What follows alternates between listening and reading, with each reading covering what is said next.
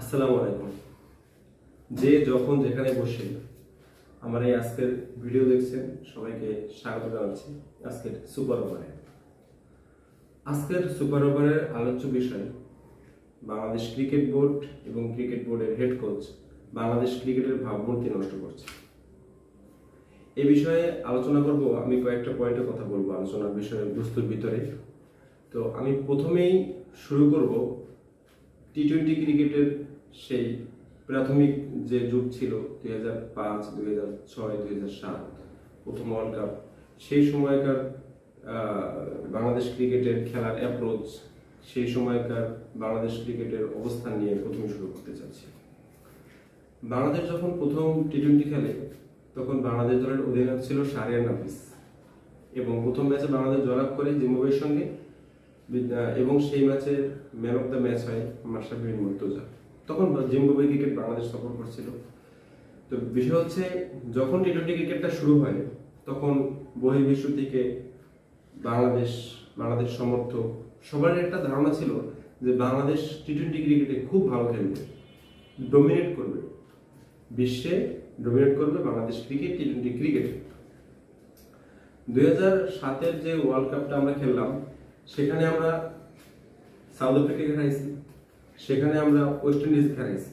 West Indies পরবর্তীতে দুইবারের বিশ্ব champion, south আফ্রিকাও একাধিকবার সেমিফাইনাল খেলছে এবং লাস্ট 2024 ওয়ার্ল্ড কাপে ফাইনালিস্ট।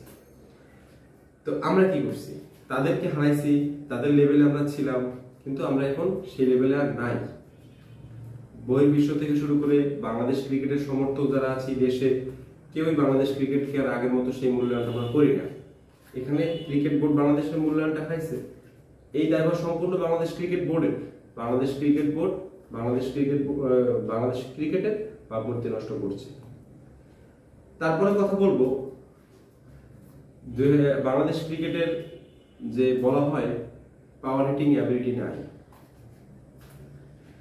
আমাদের দেশ পাশের দেশ ভারত, সেখানে ঋষভ পান্ত, রোহিত শর্মা, হার্দিক পান্ডিয়া, এদের খুব মাসেল পাওয়ার আছে। আমাদেরকে বলা হয় আমাদের মাসেল পাওয়ার নাই, তাদের কি খুব বেশি মাসেল পাওয়ার আছে?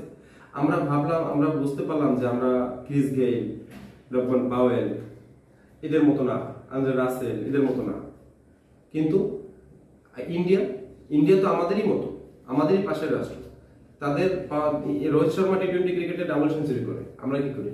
রোহিত শর্মা যখন শুরু করছিল টি-20 ক্রিকেট 2007-এ, তখন তার ব্যাটিং অ্যাপ্রোচটা কেমন ছিল, এখন তার ব্যাটিং অ্যাপ্রোচটা কেমন, সেটা সে একা তৈরি করতে পারে নাই। এর পিছনে ইন্ডিয়ান ক্রিকেট বোর্ডের একটা অবদান আছে। ইন্ডিয়ান ক্রিকেট বোর্ড সেরকম নার্সিং করতে পারছে তাদের প্লেয়ারকে, এই জন্য তাদের প্লেয়াররা আজকে ওরকম ভাবে ডেলিভারি করে। কিন্তু আমাদের ক্রিকেট বোর্ড সেটা পারে নাই। এখানেও বাংলাদেশ ক্রিকেট বোর্ড বাংলাদেশের ক্রিকেটের ভাবমূর্তি নষ্ট করছে। সব থেকে বেশি একেবারে চোখে পড়ার মতো যেটা উদাহরণ, সেটা হচ্ছে বাংলাদেশ ক্রিকেটের স্পন্সরশিপ। বাংলাদেশ ক্রিকেটে আগে স্পন্সর করতো, দেশের বাইরে থেকে স্পন্সর করতো অনেক কোম্পানি, এবং দেশের অনেক একাধিক কোম্পানি আগ্রহ প্রকাশ করতো স্পন্সর করার জন্য।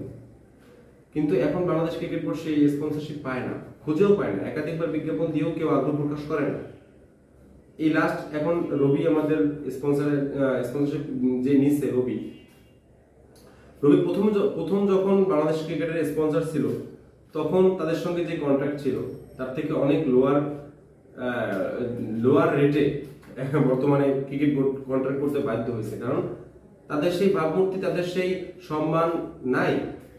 এটা নষ্ট করছে সেই ক্রিকেট বোর্ডেই। তারপরে আমি কথা বলবো 2023 এবং 2024-এর যে ওয়ার্ল্ড কাপ বাংলাদেশ খেললো হাথুরু সিং এর আন্ডারে। হাথুরু সিং এ বাংলাদেশ ক্রিকেটের ভাবমূর্তি নষ্ট করছে ক্রিকেট বোর্ডের হয়েই। হাথুরু সিংও তো ক্রিকেট বোর্ডেরই একজন অংশ, কারণ সে তো ক্রিকেট বোর্ডেরই একজন কর্মচারী, বেতনভুক্ত একজন। সেখানে বহির্বিশ্ব থেকে শুরু করে বাংলাদেশের যারা ক্রিকেট যোদ্ধা, ভক্ত, সমর্থক, সবার ধারণা ছিল 2023 ওয়ার্ল্ড কাপে বাংলাদেশ ভালো কিছু করবে, ফাইনাল সেমিফাইনাল খেলবে। কি করলো বাংলাদেশ? কিছুই করতে পারলো না। সেক্ষেত্রে এখন বর্তমানে বাংলাদেশ ক্রিকেট যেখানে দাঁড়িয়ে আছে, সেখানে বাংলাদেশ ক্রিকেটের ভাবমূর্তি নষ্ট হয়েছে অতীতের তুলনায়, এটা বলার অপেক্ষা রাখে না। 2024-এ টি-20 ওয়ার্ল্ড কাপ লাস্টের যে ম্যাচ আফগানিস্তানের সঙ্গে, আমরা সেমিফাইনাল খেলার একটা সুযোগ ছিল আমাদের, 12 ওভারে 100 110 16 এরকমের রান ছিল, চেস করার অ্যাবিলিটি আমাদের নাই বা আছে এটা পরের কথা, কিন্তু আমরা সেই চেষ্টাটাই করিনি। আমরা কি বলবো?